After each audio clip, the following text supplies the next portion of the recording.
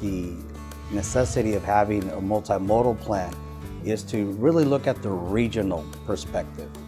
We understand that there's individual needs from agencies, whether it's a county, a municipality, a town, or a village.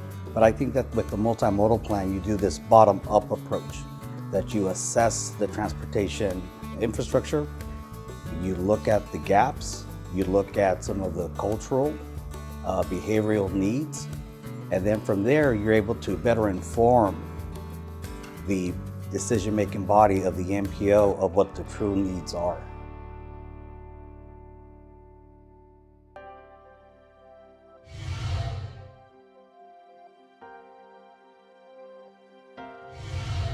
TTI is assisting the El Paso MPO with a multimodal plan in terms of, first of all, looking at the infrastructure that the city has, in terms of sidewalks, in terms of transit, determine any gaps that we have in that infrastructure, and then make recommendations to fill those gaps.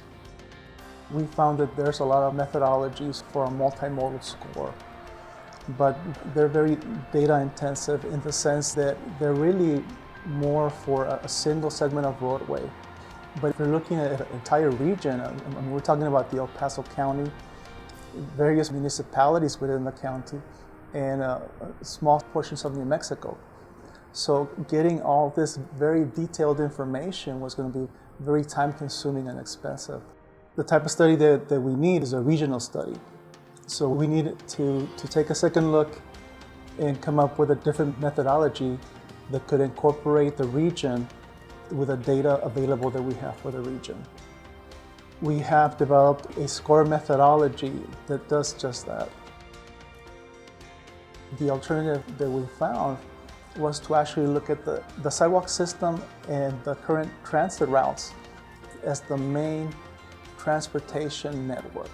So we're looking at pedestrians, we're looking at bicyclists, and we're also looking at those that use transit.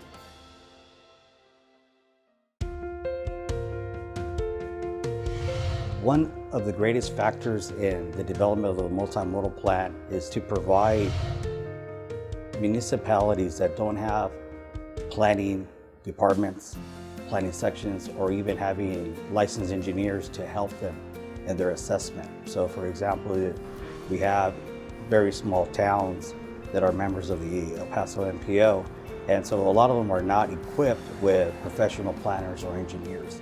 So the multimodal plan would give them an opportunity to look at an assessment by the MPO on their needs, identify those gaps, and then come back to the regional board members and give recommendations to try to assess how we can fund their projects.